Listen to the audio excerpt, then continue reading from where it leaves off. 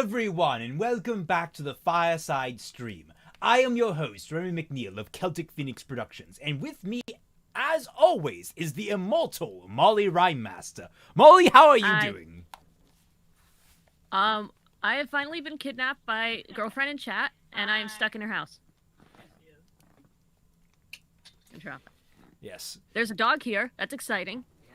Very exciting. His name is Odin.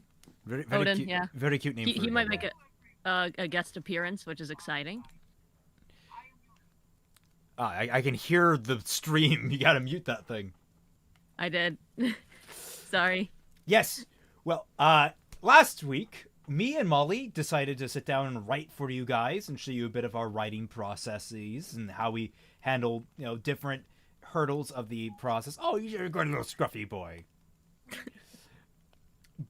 Oh, is Mollie muted? No, Mollie's not muted. Am I muted?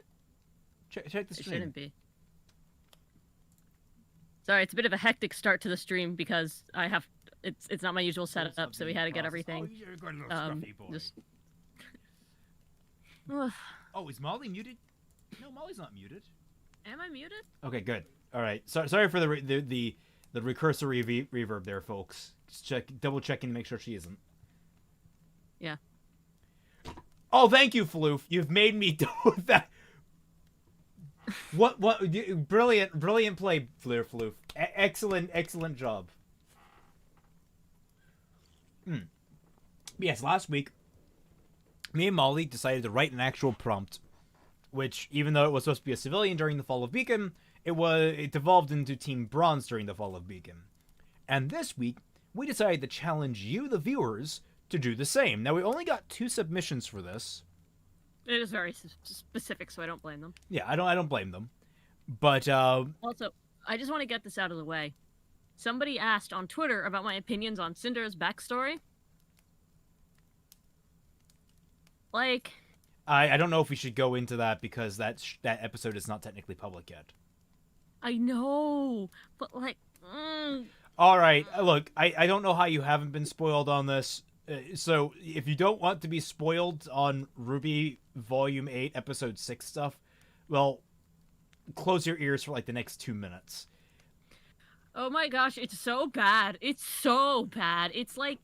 It's not even bad, it's generic. They were like, we're deconstructing Cinderella because we're putting in murder, but it's the most predictable and uninteresting thing I've ever seen in my life. And oh my god, the song that plays, the song that's like a fucking Disney intro, where it's like ultra descriptive lyrics, but it's like funny because she's like, clean the floors, clean no one loves you, but like in song form. Like that was the part that got Dashie was very emotional over the "no one loves you." Like, I feel like in a better song, that line and delivery could actually work really well. But everything up until that point, because good songwriting shouldn't need to rely on blatantly telling you things with the most obvious delivery and obvious instrumentation and obvious lyrics. So the fact that Dashie got emotional about that is I don't know. Like, that could be like a song from a musical.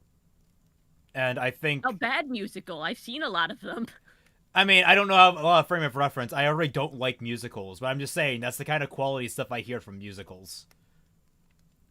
But regardless, it was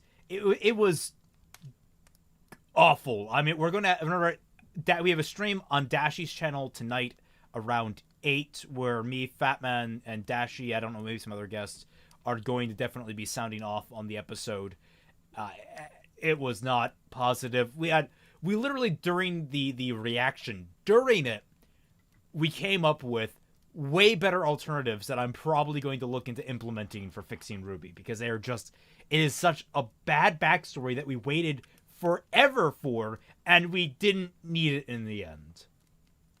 It's the thing is we mentioned, like I talked last week about Attack on Titan and retroactively writing characters. I think that's what they were trying to do. But, like, they don't have nearly the amount of finesse and material to work with. Because, like, the thing is, there's nothing that Cinder ever did that made me wonder, man, I wonder what's up with her. Well, no, it's also contradictory. Because everything we've known about Cinder up until this point is that she wants power. Like if you go back through volume I want 3, to be powerful. 4, and 5. It's all 4, 5, yeah, all through the last 4 or 5 volumes. It's been power. I want power. I want to increase my power. That was the first hint of her backstory we ever got, which was back in volume 3. We had the flashback where she said, "I want power." And what do we have here? Is that it's not power that she wanted, it's freedom. And I get that, power is a dynamic in that, but it wasn't being emphasized or focused on.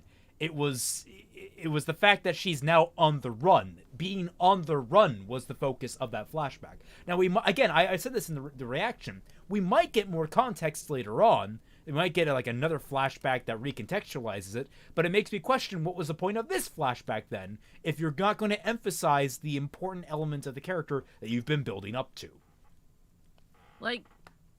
Again, there's also nothing that made me wonder what her backstory was. I probably just could have. You could have just said. She could have just said yeah, I grew up as a slave child, and I would have been yeah, that explains it. I don't need to know the gritty details of that because I don't care enough about Cinder's actions in that light. She never did anything where I'm oh, that was morally interesting. I know I keep going to the comparison, but when Attack on Titan did it, they did it with a character who had some really interesting behaviors. So going back, recontextualized why she acted the way she did, and you're oh, that makes sense now. But Cinder's not further explained by her backstory. It's just kind of a thing you would have expected from Ruby. I said that you could convey the same amount of information by having someone say you were enslaved, and then having the scene where she was tortured by Salem and having the quick cuts that we saw. You could literally get almost the exact same amount of information. Except you wouldn't have gotten the 2 cute designs for the sisters, who were, cute. But, that's it. No, I didn't forget your doc, man. I didn't see anything new on there. I understand that you want us to read our doc, but can you not ask every 5 seconds in stream? Yeah, It's really irritating to see it every 5... Did you get to mine? Did you get to mine? Dude, ask us once, and we'll get to it. The more you ask, the less we want to read it. Oh, that opened in the wrong tab. Oops. Let me go fix that. Cinder bashing. I see I joined the stream at the right time. Yep, you did.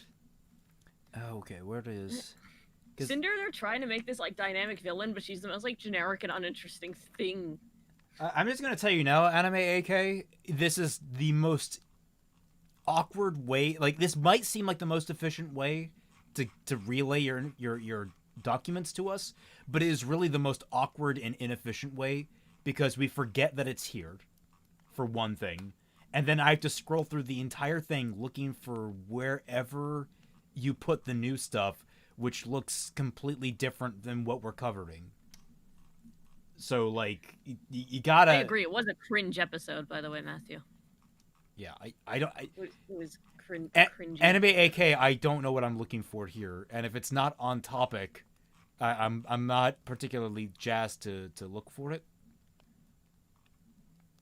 So... Yeah, but, William, if you want to write something up and send it to us, it could be anything we'll read. We do play favorites on this stream. Well, she plays favorites. I try to be a little more impartial. Try. I do have breaking points. Okay, so should we? My hair's a mess, though. It's a hoodie up kind of stream. Yeah, I never know what that's like. My hair is always fabulous. No, I'm kidding. I'm kidding. So should we jump into this with Moopas? Do you think? Yeah, let me just get another window open and get my whole thing. Like I said, it's kind of a rushed setup because I spent most of the day so far just kind of chilling. I know that is. First A in an engineering course ever. Yeah! Yeah! Woo! That's Sarah. Girlfriend in chat, say hi. Hi. There she is. Aren't you an engineering major? I mean, yeah, but they're not easy classes. No, they're not. And yeah, I am an anime guy. engineering major. I am not a natural math student. An anime guy, I get that it's at the bottom. The new stuff is at the very bottom. But this looks nothing like the prompt that we gave, and as much as we do cover other things from time to time, we can't just keep covering your stuff. Zach When do we Ulysses. start discussing dough? Zach Ulysses super chatted. Stupid me holding out hope for a Cinder and maybe Mice Faunus musical moment in that flashback. I mean, I was hoping for that too. Maybe we'll still get it. Like, we're only halfway through the volume. We could still get another 2 flashbacks. We can still get a fairy godmother singing Bippity Boppity Boo, and I hope it's Salem. Yeah.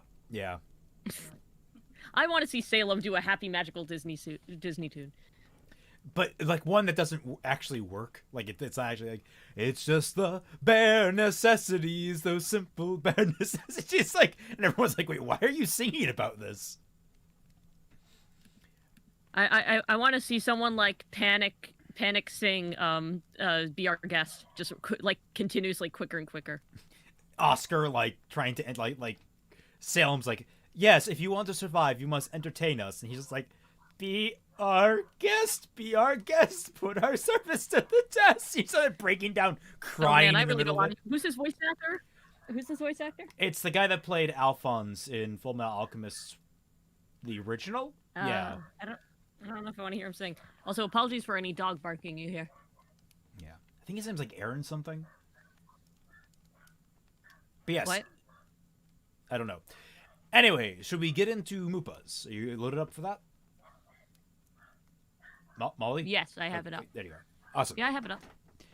You were kind of slow to respond there. All right. Here we go. From what I can tell from just cursory looking at this, I think she basically kind of took our style of it and rewrote it in her own words. So it's going to be kind of, I think, redundant upon ours. That's not a bad thing. It's just you're doing some interesting things. Let's see. Yeah. I mean, we always look forward to your work, Moopa, so. Yeah. May, get down here! We have to go! But Huntsman didn't run. They stood against the grim tides. This is what May signed up word? for.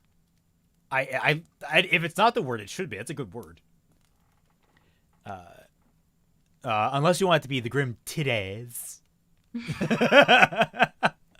This is what May signed up for. She timed her exhales, drawing them out while aiming through the leaves of the tree canopy. She can do this, just like the heroes in the movies. Her bullet grazes the shoulder of the creep as it charges into the festival stall, lumber and fabric collapsing amid screams. We're falling back! I'm ordering you to get down! I can cover your retreat from up here! A small Nevermore surprises her, screeching and clawing her ear before she shoots it with her sidearm. She needs to calm down, not expose herself. Sorry, even if you say small Nevermore, I'm thinking something the size of a horse.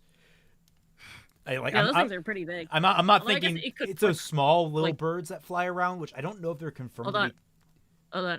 One of my friends is popped in stream said, I want a Salem musical about torturing Oscar.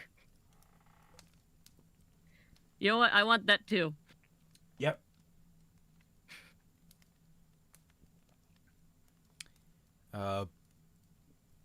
And Anime Guy, we might get to it. It's not that we won't, it's just that we might not get to it. We want to focus on other things with each stream. If you want to guarantee that your stuff's going to be read, you want to focus on what we're actually doing this week.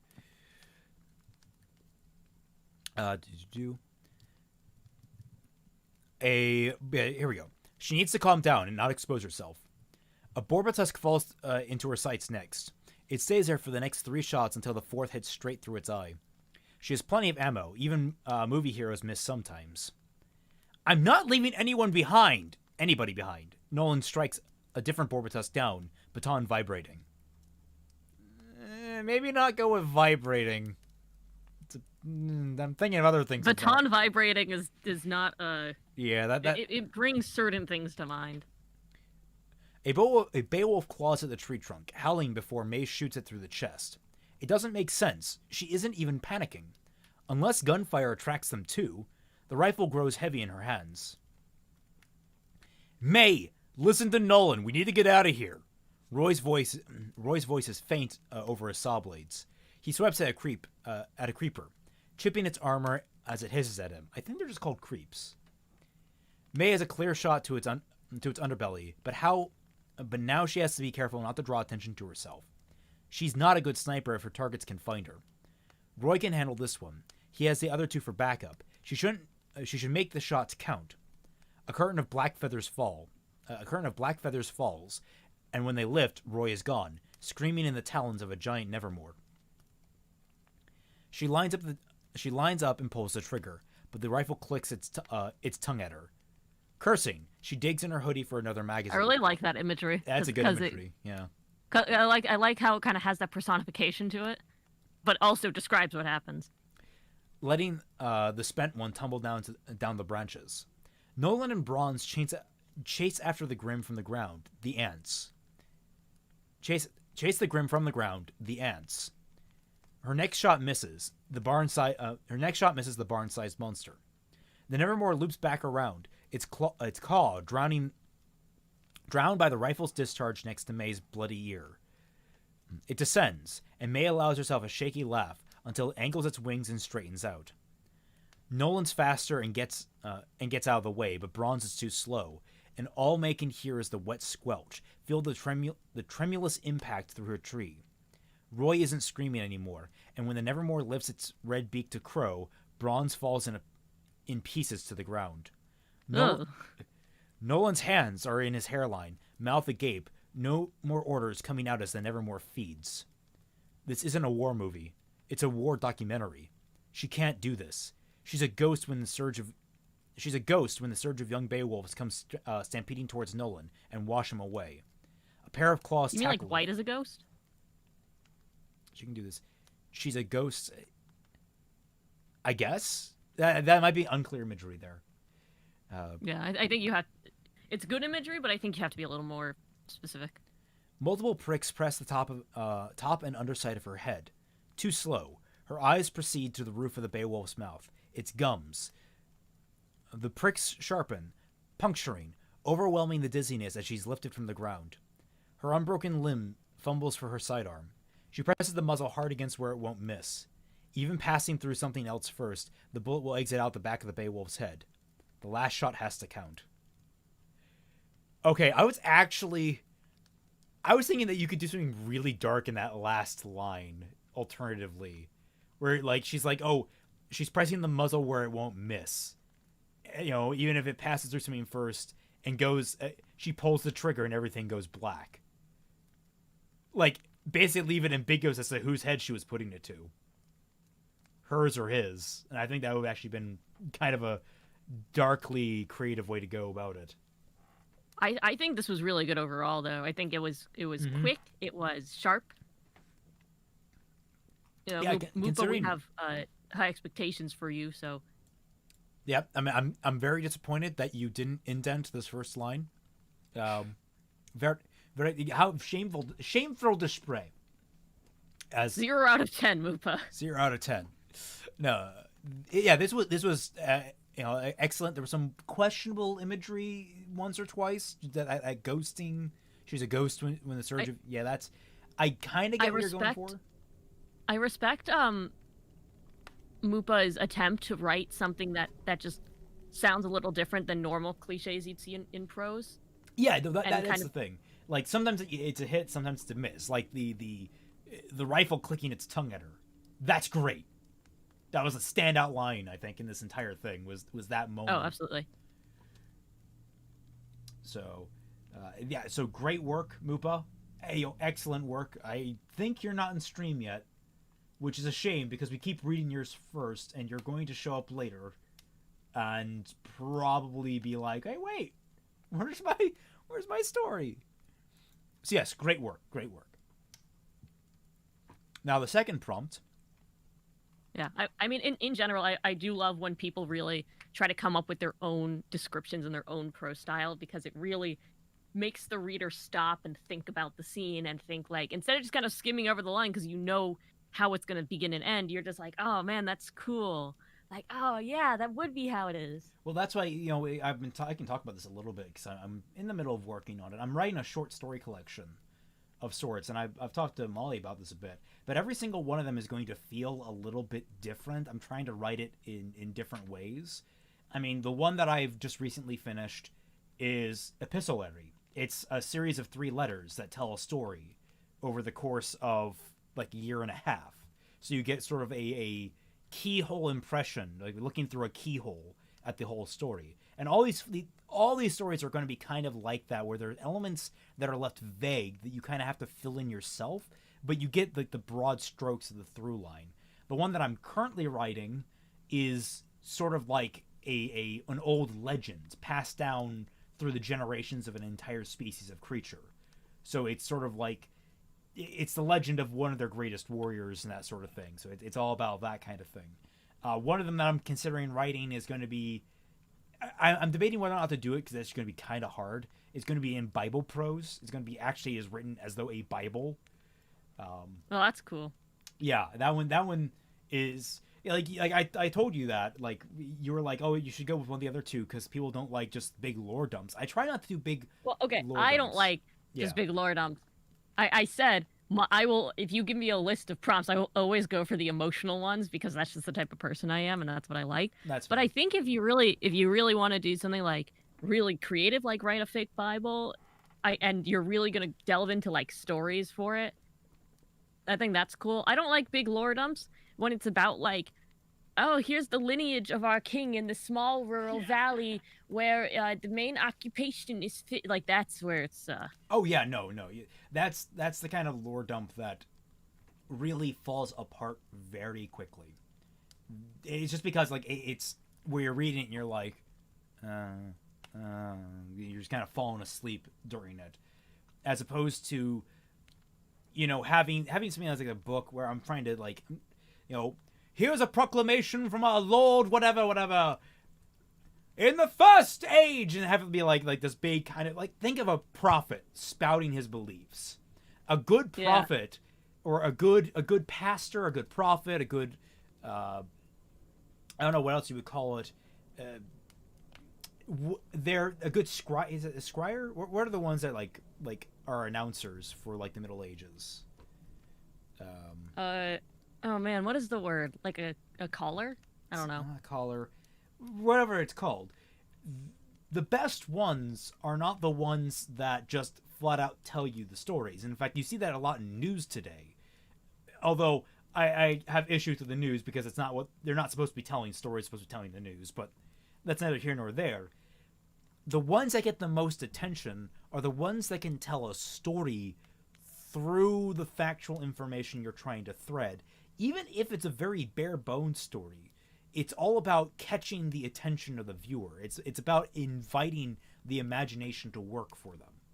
So it's always very interesting to me. Yeah, Brady deleted his message, but his response to your question of what's the person called who like calls out these things, William gets the right one. I think it's a crier. That's Brady's asked Rabbi, there is an equivalent. The person who leads prayer is called a cantor. Cantor. Which is kind of similar. Yeah, no, I think I've heard of that before. That's supposed to be like the person who like emphatically, you know, reads the Bible and does prayer and things like that. So, with that said, should we move on to the second prompt? Yes. You, William Wismer. I'll leave this one to you since you enjoy reading his work. I do enjoy reading his work. I'm just making sure I'm comfortable here for a second because I'm like, where do I put the microphone? I have a sleeping bag. Actually, I'll take the sleeping bag. Alright, there we go. Okay, I just want a thing to like lean on. So here's a sleeping bag. This house is a mess. Just get the dog. Just use the dog. What? Just you know, get Odin and just like lay him on your lap and just hold him there and just lean on him. He's too rowdy to sit still. Yeah, he's upstairs. He's also a puppy, so he moves every like 3 seconds. Yeah. Until he's when he's napping, he's out. Otherwise, he's like. Oh my gosh, Adri sent me Japanese soda in the mail. Woo! My friend sent me for Hanukkah Japanese sodas. It looks like Oh, is it that kind with like the ball bearing in the marble or whatever in the top of the cap? Is it that kind? Yeah, it looks like it. Sorry, that's why I'm distracted because my dad was asking me like, "Oh, you got a package? Should we open it up?" Well, that's cool. Nice. I can't wait to have that when I get home. Yeah. Okay. Okay. Bronze prompt draft 2, written by William Wismer. Wismer's a Pokemon. William Wismer. Wismer. Alistair. All right. Tell me what happened, Mr. Porfirio. Porfirio. That's Nolan's last name. Nolan looked up at the man sitting next to the bed. Smart and official, a dignified touch of gray in his hair, but the only thing implying his age. His uniform was Elysian, but the insignia on his lapel wasn't, a quill crossed over with an open book. He held real versions of both in his hands. The former poised to right in the latter. Okay.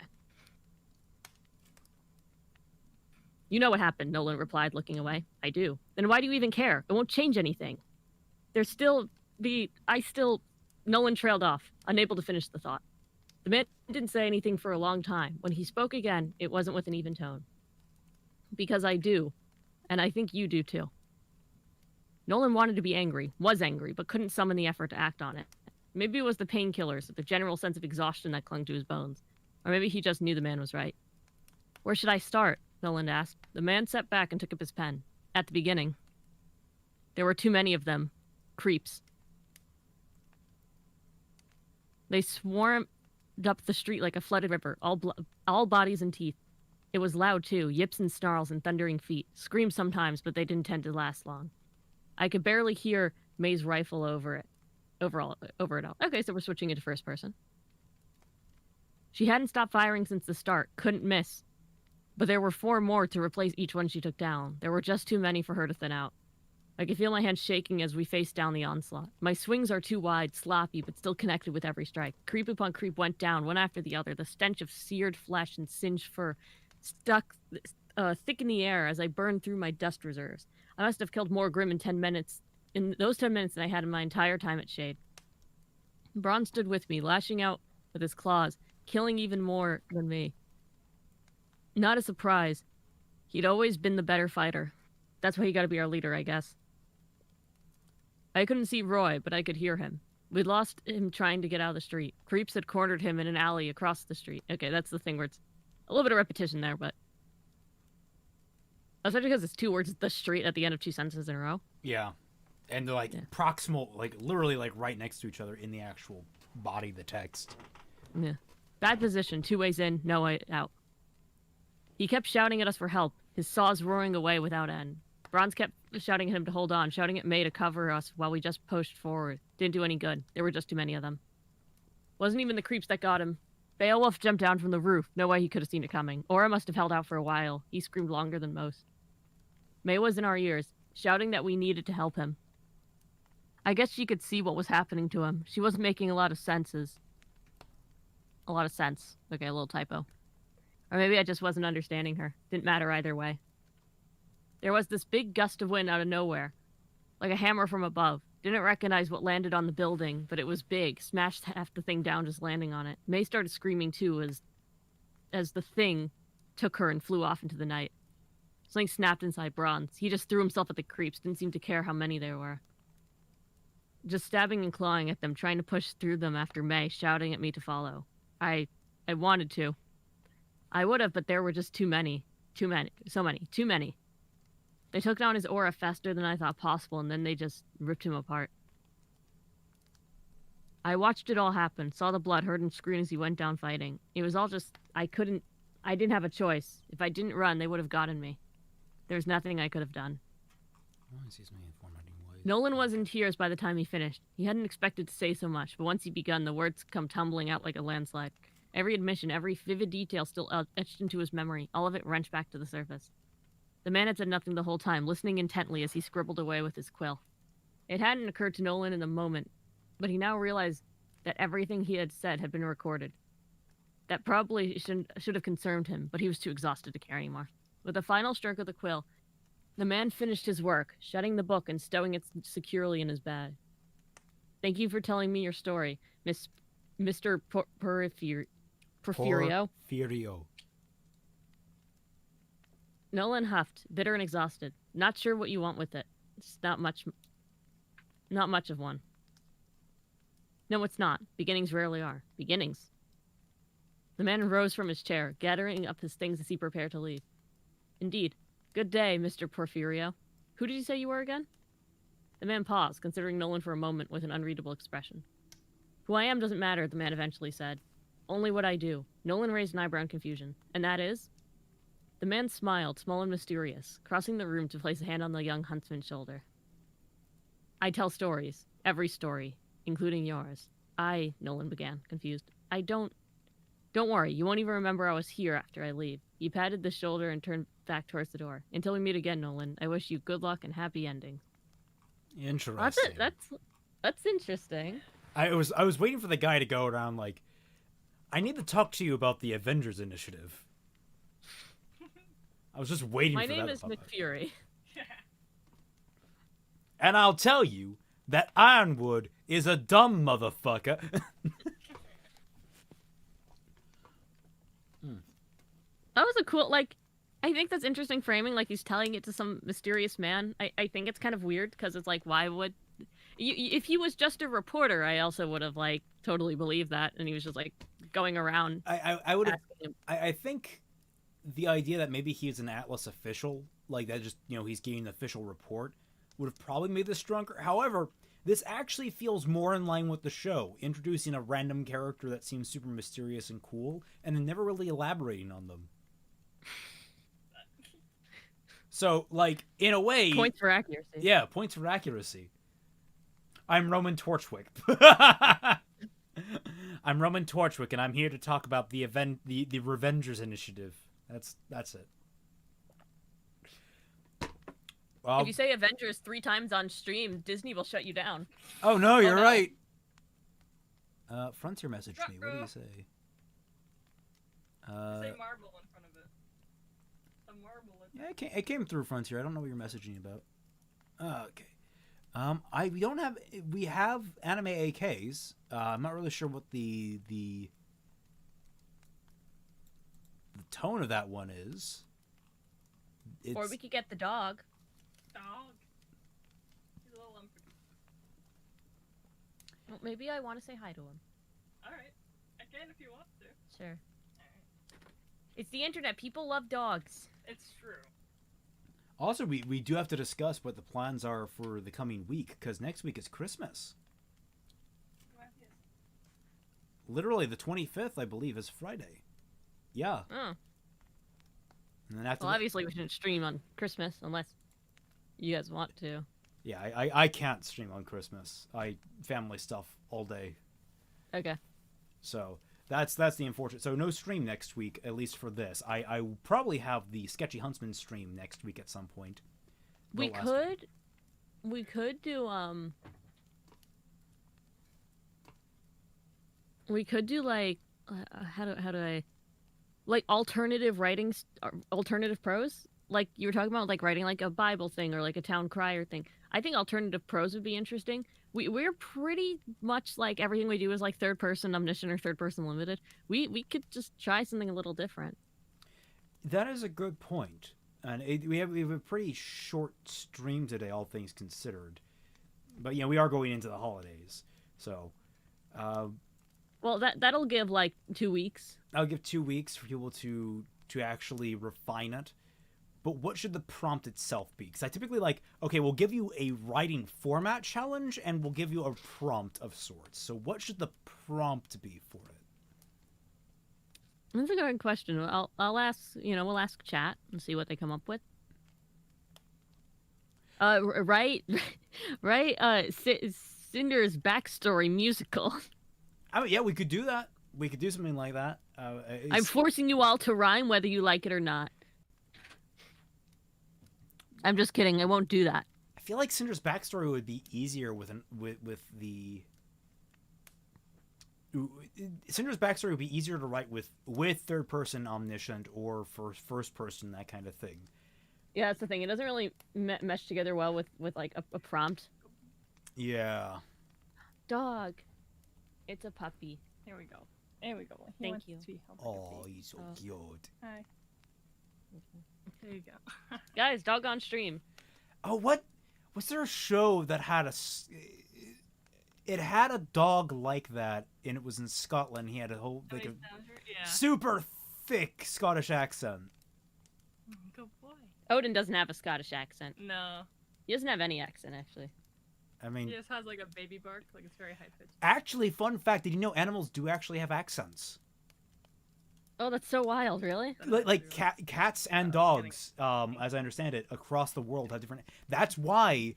Oh, sorry. That's why in Japan, nya is the word they use for a cat meowing, because they actually sound a little bit more like. It still sounds roughly the same sound wise, because ours don't exactly sound like meow, but like it does have a distinct sound to it, which I think is fascinating. That even animals have accents. It's great. Okay. Sorry about that noise, but dog on stream. Yes. Raymond watched Attack on Titan. #story. I mean, I don't know. It's not one of those anime that I'm.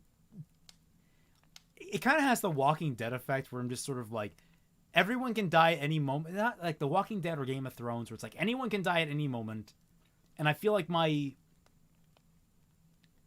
investment in that is always just so. I know it gets the writing gets better, and Molly swears by it. I don't know. I'm not into that sort of thing. There's something about it that's just off-putting to me. I can't quite put my finger on it. So it's not that Fine for us. Yeah, I'm not putting any kind of condemnation on it. I understand it. People love this show, and I'm not gonna judge for something that I haven't watched. So let's see. What prompts should we give people? That is the question. Word count is always the biggest issue for me. My ideas are way too big. Only one I could send was taking an old scene and cutting it down. One thing that I would recommend practicing, and even if you don't succeed, just write a scene. Don't think in terms of, oh, I need to write this small self-contained story. Think, I need to write one section of a much larger story. And just give us that. And let us pick it apart from that context. And the more you practice at just doing those small little tidbits, the more you can round out the edges so that it's self-contained, but you get enough information to understand that there's something much larger going on beyond it. Yeah, I think a lot of people when they're starting out writing, they don't want to do like short stories. They want to do like their Grand epic tales. like these huge things, and it's okay to just start small. Yes. I mean, literally, the short story I just wrote was a guy going to an island with an expedition, and that's about it. I've never written anything more than 10,000 words. Now that's, I mean, I don't. That's a little too opposite in the other direction. Like, I think you should at least task yourself to write something longer. I've told this story before, I think, but in my novella. Oh no, class, I'm not saying I'm never gonna write anything that long. It's just that I'm working up to it because I don't physically write as much as I should. I mean, the first thing that I wrote was a 150-page novel. That was the first real thing that I wrote. And I look back on it, and it's cringe as hell. There's so many different cringe elements in it. But I still look back, and I'm like, man, I wrote 150 pages. That's incredible for a 16-year-old. That's great. So, like, here's the biggest heartbreak, though. Even if you write a lot, what you publish is going to be relatively small from your work portfolio. That's always the heartbreaking notion of it, because it's already like, I have all this work, and then sometimes you just like, well, I can't finish this now. I don't have the emotion for it. I don't have the energy for it. I'm not going to finish this, that kind of stuff. What I was going to say is, the story that I tell is in my novella class in college. we were basically tasked to write a novella over the length of the entire semester. And I did, but I forgot one important thing that was written on the sheet, is that everything needed to be double-spaced. I literally wrote about double what I was expected to write. In that entire class, I overdid my work. And it was hilarious when I learned why, but Raymond, would you guys ever critique just general sentences or wording for grammar and punctuation, like stuff that would be used on a resume? Haha. Don't come to me with resumes. I don't even know how to make a resume. I have a resume. I know how to make resumes. Okay, come to me. Okay, how I learned to write is not because I was really like into creative writing when I was young. It's because my mother is a lawyer. So she is like the expert at writing emails and resumes and cover letters and like anything professional. And that is how I learned to write. Good grammar, good intention, you know, like that was actually that's like a big thing that helped me learn, was just knowing how to kind of tell what I need to, which is obviously a very different type of writing, but it's a very good skill to have. Brady W. Hickman. Ray at 16, writing more than I ever have at 19. Okay, I'm going to stop you right there, all right? There are people in this world that get a jump start on things and are incredible at it. What I wrote was cringe. It wasn't good. It just gave me the experience. And I have gotten shot down hard a lot on it. In fact, when I was 19 was when I basically gave up on the draft that I had, and I decided that if I ever were to do the same story, I had to completely redraft it from the ground up. So, one, it's not like that writing went anywhere beyond just giving me experience, which you can get to by just sitting down and writing and writing and writing it, then giving it to someone to look at, and then they throw it in your face, and it hurts, and it feels like someone has just murdered your child. But then you fix it. You keep writing and writing. You throw it to them. It hurts again. Like, that's the process. And two, I've written way more since I've been 19. Hell, I've written more in this last year than I've written in the last, with the exception of my short story collection. Like, and even then, like, there's not quite things that are comparable there. 3, people like Kevin Penkin exist, who is like 1 or 2 years younger than I am, and yet has created some of the most amazing soundtracks this side of the freaking, this side of the Milky Way galaxy, all right? So, like, I'm always doing that too. You should never compare yourself to someone else. Never, ever compare yourself to someone else. Always compare yourself to who you were yesterday, the day before. Compare yourself to the you back then, and then continue trying to be better than that, and try and being better than you are today. That got very intense. I want to address something. First of all, I want to address the barking dog upstairs. Secondly, yep, there he goes. Anyway, I want to address something that Will said, where he said, learn how to write small stories. I think that's very good advice for 2 reasons. A, you should be learning how to write very concise. I'm huge on being concise because I'm a songwriter, and that's all I know. And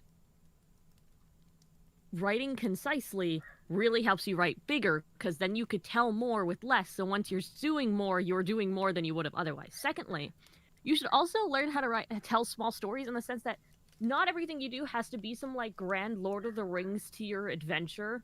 It should be like you should know how to make someone's average day exciting to read about. And I struggle with that all the time. That is a Herculean task, frankly. That's what I like to. I'm huge on like these like tiny, like very interpersonal conversations. That's something I really like. Well, I'm pretty much of the opinion also, that when it comes to Chris, you can reach out to me if you need help with that kind of with like professional writing. I've always been a little, but... I've always been of the opinion that if you're going to write fiction, I understand there's a lot of room for like, historical fiction or, grounded fiction or whatever. I've always been of the opinion, write something that no one in their lives will ever be able to experience. that's always been my kind of thing, where I'm always like, I want to write the fantastical because we may never actually experience that in our lives. Now, sometimes that can be relatively mundane. A whirlwind romance. Very few people get the experience of a whirlwind romance, and like, it's one of those things that I was happily able to actually experience for a brief time. The whirlwind means it lasts only a short while, but it's super intense. It's great, but not everyone can. And it's one of those things that even I, who lived through it, I want to re-experience. So it's like, I want to give people things that they can enjoy and experience in a way that they can't in their everyday life. So I could provide an example of what Molly is talking about if you would like. Yeah, sure, throw it our way. Go for it. Who said that? Yeah, well, okay. As well. Yeah, that's something like Ruby always struggles with telling any story, anything small. It's always trying to do this like ginormous grand thing, but it has nothing to hold it together. It's like if you were trying to build a building and all you did was throw girders on top of each other and didn't like screw it in or like, you know, do any of the tiny work. It's going to fall apart because nothing's holding it together. What is a large story if not a bunch of small stories packed together? Like actually. Yeah, my favorite creative writing teacher, Sherry, wonderful teacher, loved her. She always gave the example that stories come in a lot of different packages. You've got the novel, which is like a full-sized, well-made house. Meanwhile, you've got a novella, which is like taking a tour of a couple of rooms in that house. Then you've got a short story, which is like just being in a single room of that house. And then you've got a flash fiction, which is looking through a keyhole into a room of that house. And it always breaks down smaller and smaller in that way. And then you got like, you know, you have novel epics like Lord of the Rings, which are like mansions, where there's, you know, sprawling estates, that sort of thing. So if you keep that kind of stuff in mind, you can understand how that structure all threads together, because the room that you're describing, it has a door that leads to other rooms. And because those rooms exist, there need to be walls in certain places. There needs to be a ceiling. There are elements around it that shape that room into what it is in the basis. And then you fill that room out with the information unique to that room. If it's a child's bedroom, you have a stuffed teddy bear off in the corner. You have a nightlight. You have a smaller bed or a crib or something like that.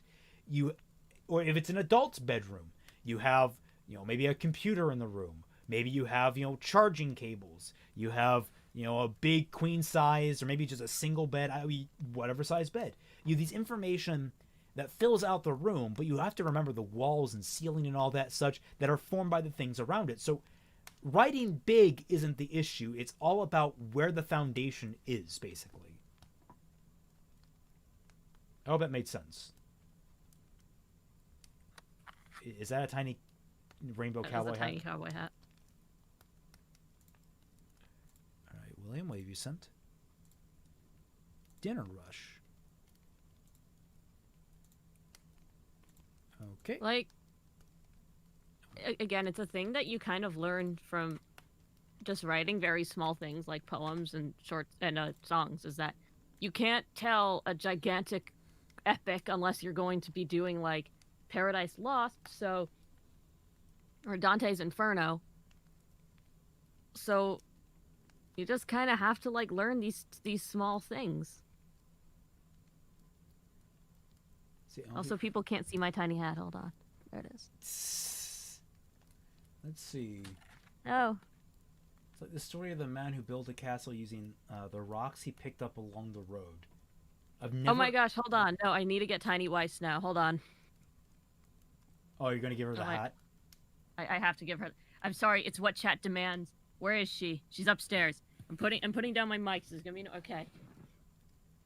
Also, yeah, Star can send... You can send your story. Yeah, go ahead and send it, Star. I'll receive it. I feel like if we're getting off, we should probably read anime AKs then. I feel like that's only fair.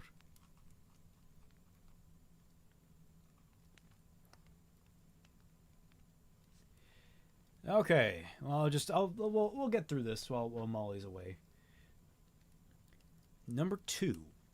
AA encampment number 66. My squad sealed the door to the belt loading systems to the AA gun in operation. Taking a position in the half circle to form security, I overheard my sergeant talking with our leader. Only listening to it, we all know what we are about to do.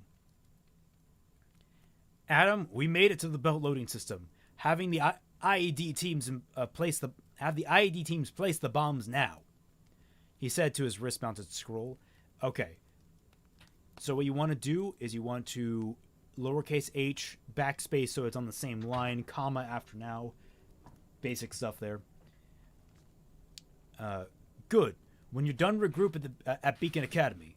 Good. When you're done, regroup at Beacon Academy, Adam replied. Roger, he replied. Okay, reply twice in a row. Bad form. Bad form, that's repetition.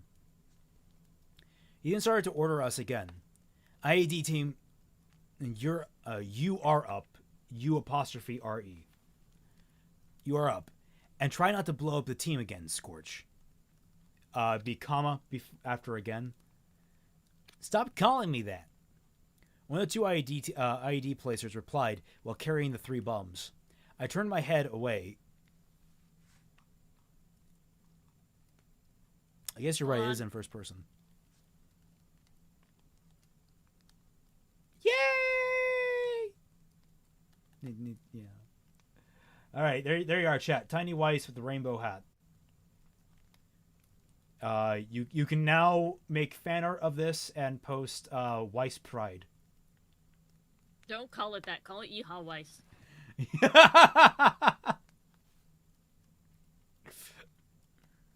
It's gonna be up there with yours. Draw Yeehaw Weiss writing a yours there. You now have your prompts. You okay, Stacy? Yeah, I'm fine, she replied. Second squad, make sure our exit is secure, the commander. All right, so I'm only skimming through this anime AK. I'm completely lost. Sealed the door behind the belt loading systems to the AA gun in operation. Taking position in the half circle to form security. I overheard my sergeant talking with our leader. Yeah, I don't quite understand what's happening here. Like, I can't find the threads of the events going on in this thing. So it's like I don't know what to tell you, man. This is a kind of a mess because like there's too little being described of what exactly is happening here. Like we have so many characters just being thrown in haphazardly and not being properly introduced.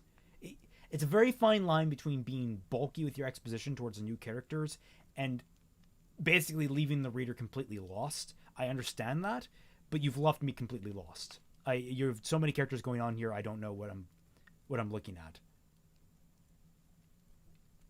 I wish I could give more coherent advice than that, but I don't know what to tell you. And we've gotten the offers from the other people for this.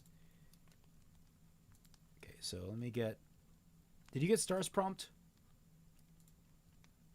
I didn't get Star's prompt. Did you?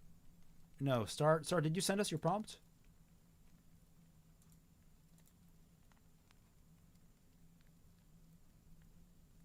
I guess she hasn't yet. The hat is made out of every type of dust and remnant. Well, we have William Wismer. Did you get his link? I sent it to you. I didn't get his link. I think it was sent to you. No, I sent it to you. Oh. Yeah. Yee! Yeehaw. And it's actually divided, I believe, into 5 parts. So we can... Oh, a couple of parts. Oh, wow. He needs a couple of these. So we can trade on and off at each break. Sound good? Sure. I just need... am trying to get hat. Needs like a little pin on the inside. Yeah. There we go. Okay, well, here we go. I'm not entirely sure what this is by William, but we'll see. 4. Serverbot 4 was actively Hold on, I just got a message saying they used that hat to launch Amity Arena. Serverbot 4 was activated partway into the dinner rush at Paradise Falls sushi restaurant and bar. That's a mouthful of a sentence, it feels like. It quickly cycled through its boot checks, loading protocols and personality algorithms, the latter represented by an adorable cartoon face on its front display. Successfully activated, the bot detached from its charging station and moved to the kitchen. Entered standby mode while it waited for further instruction. I think you wanted an and entered standby mode instead of just comma entered standby mode. What do you think? I think and. You needed an and there. Yeah. No, you do and. All right. Kitchen 1. All right. Kitchen 1. Within minutes, an apprentice chef approached, laden with trays of freshly made rolls. She quickly placed everything on 4's flat top and used the touchpad to key in booth 12 as a destination. 4 pinged to confirm the order and zipped off into the dining room, leaving the apprentice to hurry back to her station before the head chef could start lecturing her again. Booth 12. 2 teenagers sat in booth 12, named Ren and Emiko. I was going to say Ren and Stempy. They sat across from one another. Ren ramrod straight and constantly fidgeting with his drink, while Emiko seemed to be doing her level best to hide behind her hands. The brief smattering of conversation fell quiet as 4 arrived, silently watching as 4 used its robotic arms to transfer food to the table. Once it had finished, 4 gave them a peppy invitation to enjoy their meal and return to the kitchen, leaving the 2 teens alone once again. I feel like you could have maybe cleaned that up a little bit. Like, you started with those 2. You could have done a paragraph break there and then focus it all from 4's perspective. Because, like, you use 4, like, the brief smattering of conversation fell quiet as 4 arrived, silently watching. Like, were they silently watching, or was it silently watching? I guess they were silently watching. Like, it doesn't. It feels like the verbiage doesn't flow in that sentence.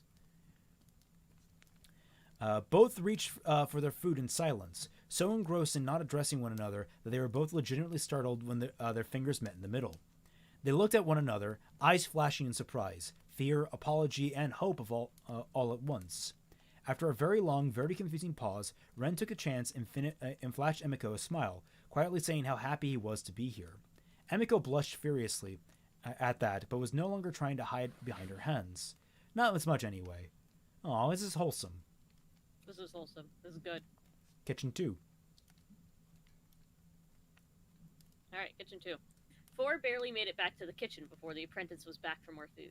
Again, she placed the dishes atop the pot, almost spilling a bowl of soup in the process. She steadied herself with a deep breath before placing the rest and keying in booth 15, rushing back to her station as 4 set off. Booth 15. A family of 3 sat in booth 15, mother, father, and their young daughter, who would just not sit still, constantly climbing up the back of her seat to look over the edge, or slipping down to the floor to explore under the table. At the sight of 4, she let out a squeal of absolute delight, launching into a deluge of questions for the little bot. Lacking programming to respond to any of them specifically, 4 defaulted to its generic happy greeting while offloading the food. Daughter giggled at the silly robot, continuing to chatter at it to see what else it would say. She didn't notice father pull out his phone and stare at it with calculated efficiency. Mother glanced worriedly at father, offering the suggestion that he should eat before his food got cold. He didn't respond, thumbs already blazing away across the keys. Eventually he stood from the bench, patted the top of daughter's head as he made for the exit. Daughter looked after him in confusion before turning back to her mother, finding her trying to hold back tears while welling up in her eyes. This is no longer wholesome. Kitchen 3. The apprentice didn't have time to bring the next order to herself, having fallen too far behind on the line. The head chef called out to her, his words none too subtle about his opinion on her compounding failures. Her hands began to tremble badly, further worsening the already slow progress. Four left the kitchen just as her hand slipped and the knife she was holding sliced into her palm. Ah. Booth 20. 5 students sat in booth 20, 2 men and 3 women from the local college. They had already ordered enough food for twice their number and were in the process of ordering more as 4 arrived. Sensing the discrepancy, 4 cheerily reminded them that they would be charged for any uneaten. Food. It earned the little bot a round of jeers and rude gestures, quickly forgotten as the group resumed their animated conversation. For FR? I guess that's a typo. Between mouthfuls of food. None of them addressed the fact that this was likely the last time they would all be together like this. 2 of them were one failed class away from expulsion, while a third genuinely did not know how she would be paying rent this month. The 2 men were both in love with the same woman, who was in turn in love with one of the other women, none of them having the courage to say it out loud. The oldest of them hadn't spoken to her family in months, while the youngest was starting to wonder if he should give in and go back home to the farm. Then, of course, there was the fact that most of them could not afford this place, relying entirely on one person to pick up the bill. He didn't mind paying, but did wonder if the others would want them around if he wasn't rich. But those were troubles for later times, and later selves. Tonight they would eat, laugh, swear, sing, and cry until the night gave way to morning. Tomorrow would come, and all its problems with it, but not tonight. Not tonight. Kitchen 4. It wasn't a deep cut, but it hurt. The apprentice pulled her hand back to keep it from dripping onto her station, squeezing it into a fist to try and stem the bleeding. All that managed to do was make it hurt more. Gritting her teeth against the pain, she tried to hold back the breakdown she could feel building within her, already knowing she would lose. Before that could happen, the head chef appeared at her side, his stern face seeming to loom over the whole world. She stood up straight, deeply aware of everyone watching the scene intently. Without a word, the head chef pointed at her hand, reaching forward to take it when she hesitated. He silently inspected the wound, the apprentice hissing in pain as he gently prodded at it. Without a word, he dropped her hand and gestured for the apprentice over towards the aid station. Using a medical kit, the head chef cleaned the cut with water and disinfectant, the apprentice wincing at the sharp burn. Satisfied it wasn't serious enough to warrant a hospital, the head chef wrapped her palm lightly with strips of cloth, ensuring that she could still move and grip properly. That done, he handed her a pair of gloves and told her to be more careful. Turning away before she could give anything more than a perfunctory "yes, sir," she returned towards station, mind spinning as she tried to figure out if she'd actually seen him smile at her or merely imagined it. Across the kitchen, 4 waited patiently for its next order. That was great. That's cool. So that's what we're kind of referring to. It's a small story. It's not just short, but it's also about a very small scene. It's just a night at a restaurant. But all these little things that are happening feel bigger. They feel like they have their own larger stories going on with them, and that's the kind of feel you kind of want to give off with a short story. You want to. It doesn't need to be 100% self-enclosed. It needs to feel like, you get from point A to point B very logically. That's about all you really need for a short story. The outline information simply needs to be provided upon a need-to-know basis. That's basically what a short story is. It's need-to-know basis.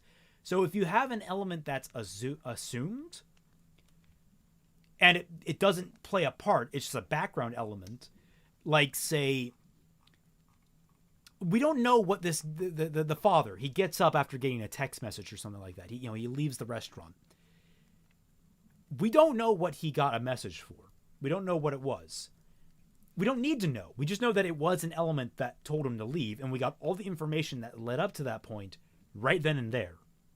That's all we really needed. We didn't need the long, sprawling explanation that he was maybe a CEO that was super busy and didn't have time for his wife and kid. And God, that story, the more I think about it, that's just a little bit of a heartbreak there. This was a mix of wholesome and heartbreak, because like the cute teens in love. Like the college students all have like their own problems going on. I think that's the only thing I don't really like about the story, is that all their problems are just kind of said and not implied. Like, it's very blatant. Yeah, I feel like you could have had a little more finesse with Booth 20. You could have had that a little bit of a a tweak with that. I don't know how you would have gone. How would you have gone about that? Well, if you're going to imply like, I mean, again, I would just work with the actions of it. Like, if two people are in love with the same woman, have it like talk about how like they're both trying to make a move for her. Like she asked for something and they both reach for it like as fast as they can. I mean, I guess that could work. I mean, you could also imply it through just like, even if you're still telling, you could use it more of an implied, where, the two guys were basically trying to show each other up. They just. It's still a statement of what is happening, but you can see the repercussions of it. Like, it also leaves more stuff up to the imagination. As an aside, hi Moopa, we read your story. It was good stuff. Yeah, good stuff. Good stuff. I mean, we've read a lot of good stuff. Now, have we gotten anything from Star yet? We have. Okay, what do we get from Star? I'm just gonna copy that. Mollie. There's some like shit in Weiss's hair. I know it looks like I'm a monkey picking out another monkey, but Okay, and paste. Okay, this is doable. We can round out with this, I think. Yeah. Hey Sarah. Hello. Girlfriend in chat is back, guys. Hi. Girlfriend in stream. Girlfriend in stream. She's off camera though because she's a little shy. Girlfriend off camera. There we go. Okay, we found it. Girlfriend in room. Yes. Hi.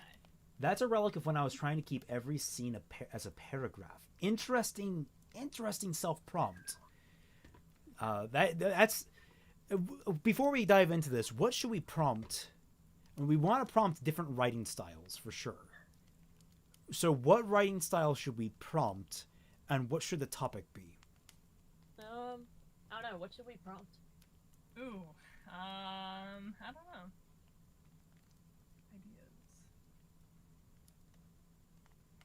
Ideas. I mean, I was really hoping it could just be like something where they can choose the style. Okay. Well, yes, but like I wanted like what hard rules should we have? Like should we like forbid certain styles? Yeah, I would forbid first person limited, third person limited.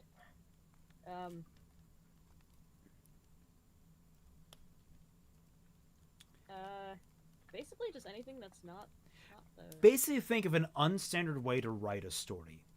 Think of the most esoteric way you could. My personal favorite is through documents. Like formal documents.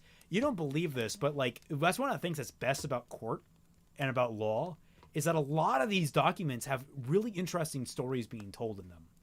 And they might seem dry at first glance, but once you get past all the pomp and circumstance of like the legalese, when you get into the actual bulk of like accusations and such, it can get wild. All right, yeah.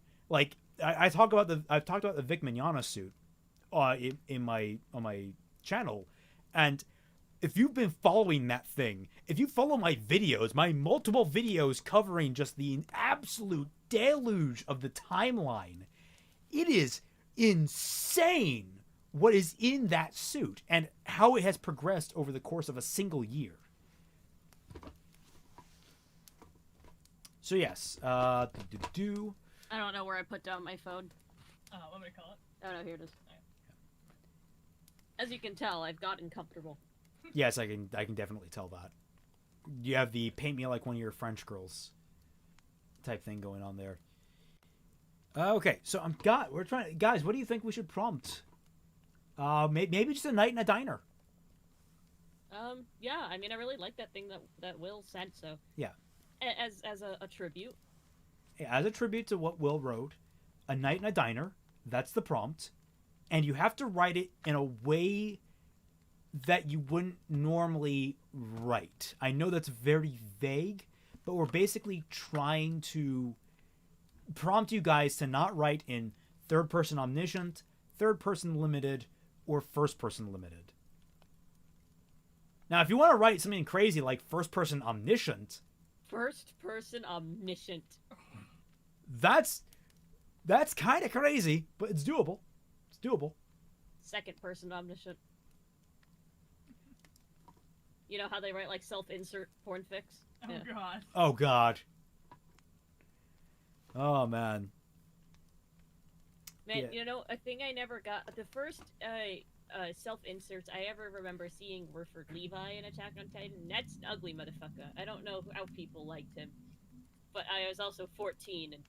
You know, when I was 14, I thought he was ugly, and I'm 21, and I still think he's ugly. Yeah, I don't get the appeal for Levi. He looks like just a dour asshole, which... He is. That's his whole thing, is that he's like a bad boy. But, like, not interesting. Everybody in that cast falls somewhere on the manic-depressive scale except him, so... He's just edgy. Yeah, and no, it's Yeah. not just second person. But it's like, bro, you don't need to be edgy. Everybody's dying in this show.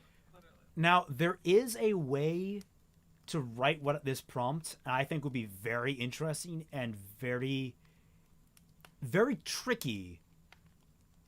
But you could do it, but I'm not going to say what it is because I want to see if anyone picks up. I mean, I don't know if anyone tries it themselves. I don't want to poison the roots, so to speak. But regardless, shall we move on to Star's little prompt here? Yes. Sorry about that, Star. Yes. How many words is this? Levi go to sleep challenge. How do I get freaking tools word count? Second person, you're walking in the woods. There's no one around, and your phone is dead. Okay, I mean, that is an example of non-standard writing, ridiculous as it is. so here we go. If anybody writes a song, you're gonna be my favorite. Do you want to read this one? Sure. Because Star is my homie, so I have to do it. It's called Emily. So which one do you want? Wow, great start. Okay, sorry about that. The young child stares out at the glass. Staring back at her was an array of metal faceplates, laying on a polished counter, empty eyes winking up at her. She frowns, crossing her arms over her chest. They all look so dead, she complains. An aged man's hand rests on her shoulder and he nods quietly. Don't worry, once it's all been built, then it'll be plenty alive. Even will learn all about talking. He responds quietly. She nods. Well, I like that one. It's got big eyes, she says brightly. He nods. With a flurry of his hand, he presses a button and barks into a speaker. Row 6, A, he shouts in a gravelly voice. A crane drops down and snatches the faceplate she had chosen, and it rises up. What color do you want it?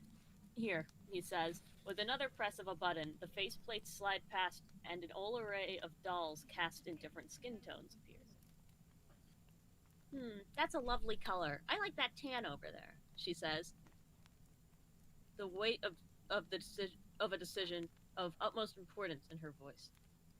Say, why do I need to pick a baby again?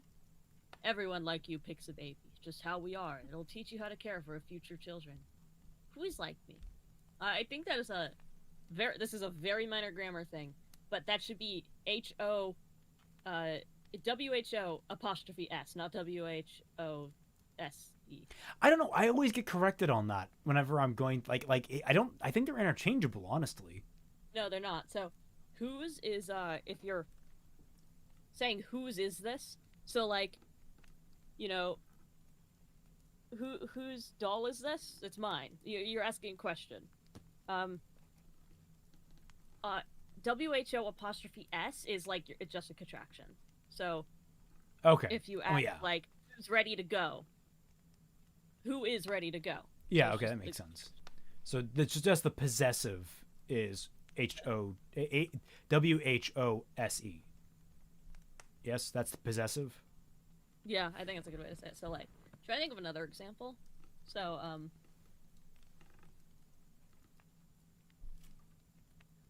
Who is afraid of the big back wolf? We don't know whose hat this is. Is WHOSE. Yeah. Anyway. Oh, the empathetic children, the ones who will make good mothers and fathers. It's your toy. What we've chosen for you to play with.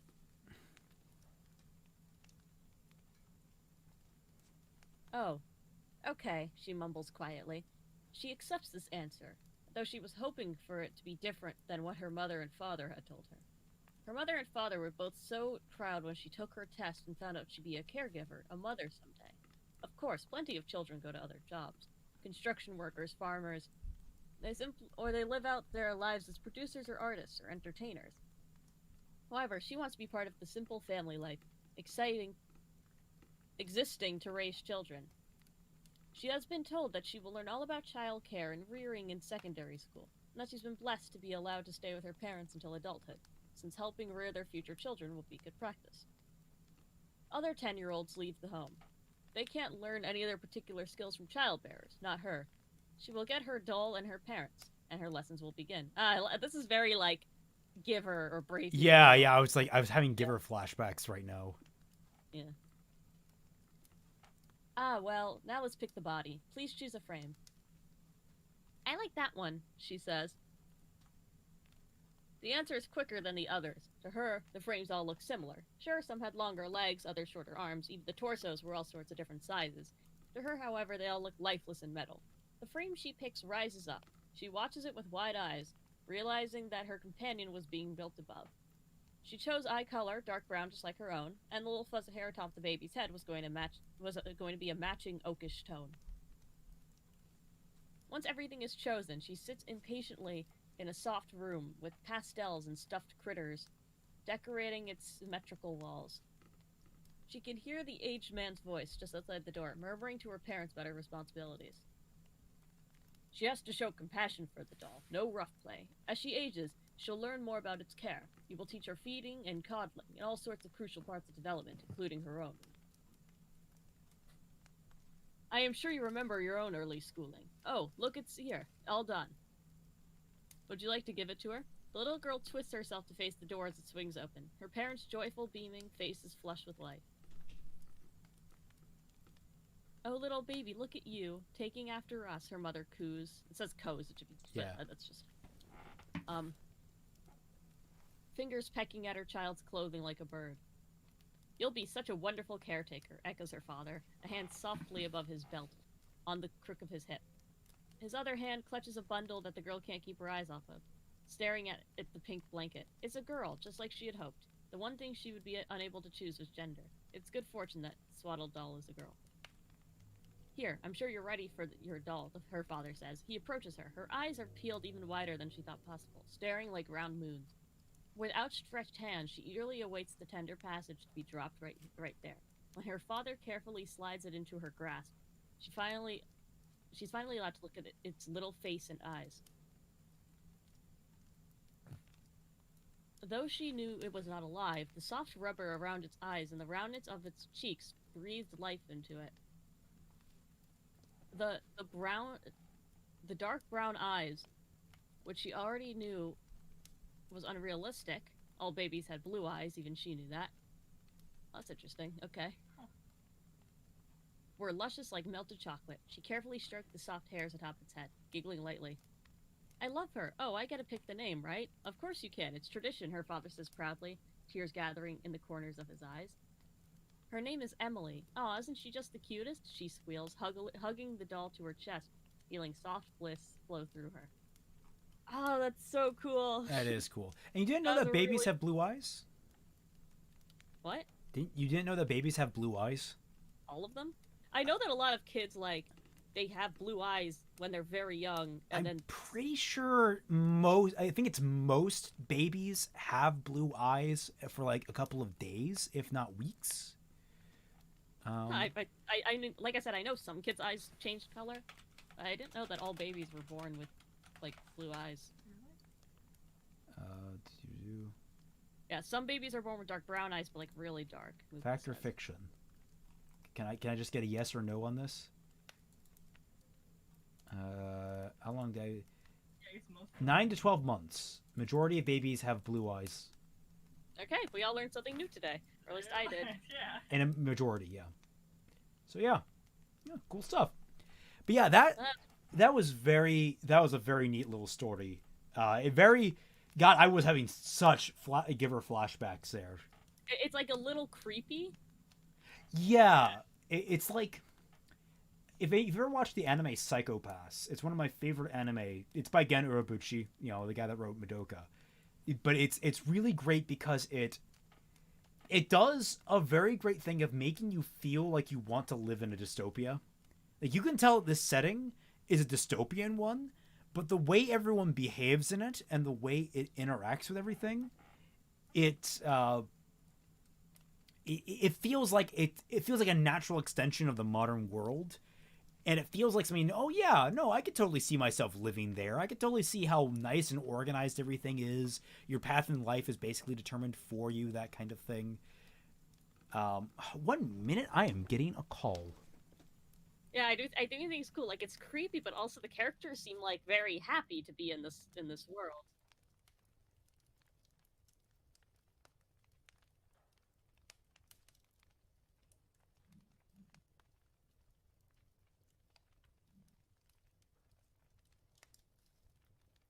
All right, I have stream. That means I get to play my music.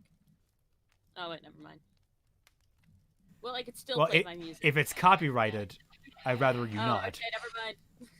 Because I'd rather not get a copyright claim. And B, I need to get going because apparently I need to go help pick up a car before things close in half an hour. So okay, we're gonna have to listen to Iron Maiden another time, guys. Yes, we'll listen to it on your own time, not on YouTube, where I'll get a strike.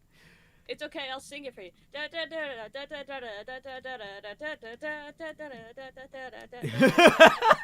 I was like, what is this, Powerhouse? Oh, okay, we got to wrap it up. All right, so thank you all so much for joining us. I hope you had a fun time. I know we've been kind of all over the place for this particular one. We were kind of working with what we had on hand. Remember that for $1 or more, you can access to my Patreon. You get access to the Team Frostbite Discord server, where myself, Fatman Falling, Dashy Lee, and at some point down the line, Molly Rhymemaster will be there to regularly converse with you guys, our fans. I will remind you that there is a stream happening tonight at 8, where me, Dashy, and Fatman will be on on Dashy's channel, where we will be discussing Ruby Volume 8, Episode 6. And be sure to follow me and Molly on Twitter. The links should be down in the description down below. I do not... Wait, hold on. It should be out... That Twitter is gone. That Twitter's long gone. Oh, at Out of Sync? You deleted it? Yeah, that is a long gone Twitter, unfortunately. Oh. I thought it was still around. Interesting. Okay. Well, follow me on Twitter so you get regular updates. Regardless, thank you all for joining us. You know your prompt. Remember, it is... a small diner scene in the same vein. It's not in the same, but in a similar vein as Frontier's Post, but told in an unusual way. And we hope to see it sometime after the Christmas break. And we'll catch you all on the flip side. Bye.